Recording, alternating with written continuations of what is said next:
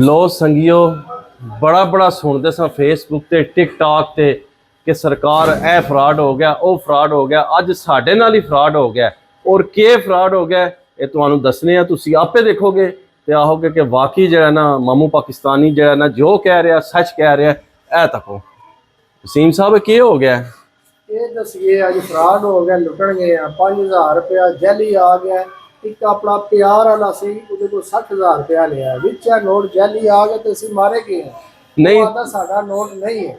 नहीं तो चेक नहीं किया तुसाने? चेक किया मशीन च बाद च तकिया तो आदमी जैली वो असीं ते लुटे गए हैं। नहीं तो हुण जाके वापस दिओ ना। वो आदा साडा नोट ही नहीं है, ऐसे फ्रॉड हो गए अजकल। वे मंदा ही नहीं पिया, बच्चों अजकल मंदा ही नहीं पिया। मंदे नहीं पिया, नोट चेक करके लो।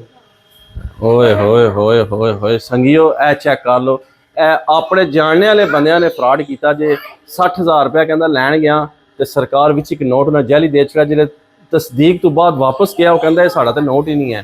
जे तुसीं चेक करना भी सन तो उस वेले चेक कर लेने सन, पर असीं तसल्ली नाल तुहानूं दित्ते न, ये तुहानूं किसी होर दित्ता होना। हुण देख लो कि बंदा अपने ते किस तरह एतबार करे ते किस तरह ना करे। पर हालात बड़े खराब जे। जिदे कोल भी रकम लैनी है, पेमेंट लैनी है, तसल्ली करके चंगी तरह, चाहे कोई भी है, चाहे सक्का भरा है तुहाडा, तसल्ली करके लैनी है कि बाद च फिर जो है ना जिस तरह असीं परेशान हाँ तो वसीम साहब देख लो टेंशन च बैठे ना, ये मसला तुहाडे नाल ना होवे। तो इस वीडियो नूं ज़्यादा तो ज़्यादा वायरल करो कि लोगों को अवेयरनेस हो जाए तो लोग अपने ते एतमाद करना जरा अखां खोल के करन।